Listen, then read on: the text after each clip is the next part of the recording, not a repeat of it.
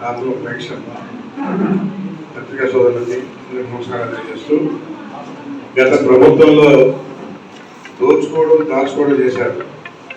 ఈరోజు చంద్రబాబు నాయుడు అభివృద్ధి సంక్షేమం, మరి ఈరోజు చూస్తా అంటే పేదవాళ్ళకి పెన్షన్, ఈరోజు ఒక ఇంటికి కుటుంబానికి వెళ్ళాను. ఆ కుటుంబంలో ఒక అబ్బాయి వికలాంగుడు, మంచంలో నుంచి లేలేడు, అన్నీ మంచంలోనే. తల్లి తండ్రి వెళ్ళిపోయారు, వాడు వదిలేసి. ముసలివాడు, అవ్వ తాత, వాడికి ఏ ఆధారం లేదు. ఆ అబ్బాయికి 6,000 వస్తుంది, ఆ ముసలానికి 4,000 వస్తుంది.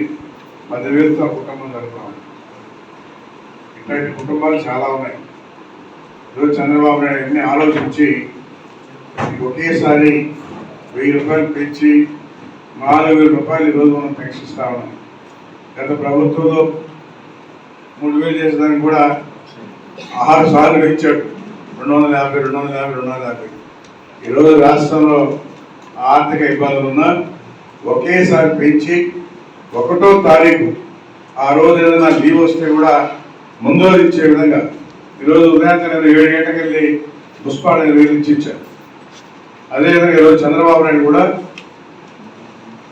జమ్మలవాడు వస్తున్నాడు, ఆడికి వచ్చి ఈరోజు ఆయన అక్కడ నెక్స్ట్ ఇచ్చే విధంగా. అంటే గత ప్రభుత్వంలో చూశారు ఎన్ని ఇబ్బందులు పడ్డారో. ఈరోజు ఆర్థిక ఇబ్బందులు ఉన్నా ధైర్యంగా మరి అవాతాంతరికి 1వ తారీఖు ఖచ్చితంగా వాళ్ళ పెన్షన్ ఇచ్చే విధంగా అన్ని రకాలుగా అభివృద్ధి చేసే విధంగా ఈరోజు బయట రాష్ట్రాలకు వెళ్ళి మనం అడుక్కుంటున్నాం. గతంలో వచ్చిన వాళ్ళని జగన్మోహన్ తరివేశాడు, పరిశ్రమలు రానియకుండా అభివృద్ధి కానియకుండా తరివేశారు. కాబట్టి ఈరోజు మన వాళ్ళు అక్కడ మాట్లాడి మనం తీసుకురావాలంటే కూడా వాళ్ళకి ఫోన్లు చేయడం, లెటర్లు పెట్టడం, ఇక్కడికి రావద్దు, మీరు నష్టపోతారు, రకరకాలుగా భయపెడుతున్నాడు. అంటే రాష్ట్రం అభివృద్ధి అవ్వడం అనేది జగన్మోహన్ రెడ్డికి ఇష్టం లేదు. సమస్యలు వస్తే మన పిల్లలకి ఉద్యోగ అవకాశాలు ఉంటాయి, ఈ రాష్ట్రంలో రెవెన్యూ పెరుగుతుంది, అన్ని రకాలుగా అభివృద్ధి చెందుతుంది. దాన్ని కూడా ఈరోజు మరి జగన్మోహన్ రెడ్డి స్వార్థం కోసం ఎంతసేపటికి వాళ్ళ కుటుంబం దోచుకోవడం దాచుకోవడం తప్ప రాష్ట్రంలో రాష్ట్ర అభివృద్ధి అనేది కూడా ఒప్పుకోవట్లేదు. ఈరోజు మన ముఖ్యమంత్రి సింగపూర్కి వెళ్ళి వాళ్ళతో మీటింగ్లు పెట్టి మాట్లాడుతుంటే ఆయన అందరికి ఫోన్లు చేయడం, మీరు ఎవరు రావద్దు, వస్తే నష్టపోతారు, ఇలాంటి ప్రశ్నలు మాట్లాడుతున్నారంటే అతని గురించి ఏం చెప్పాలో కూడా అర్థం కావట్లేదు.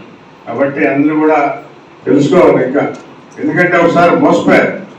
గతంలో ఒక అవకాశం అని చెప్పి సరే తండ్రి లేని బిడ్డ అని చెప్పి అందరూ కూడా మంచి అవకాశం ఇచ్చారు. ఆ అవకాశాన్ని ఆయన రాష్ట్రాన్ని దోచుకుని పోయాడు. కాబట్టి శాశ్వతంగా ఇక్కడ జాగ్రత్తగా ఉంటే మన రాష్ట్రం, మన రాష్ట్ర భవిష్యత్తు, మన బిడ్డల భవిష్యత్తు బాగుంటుంది.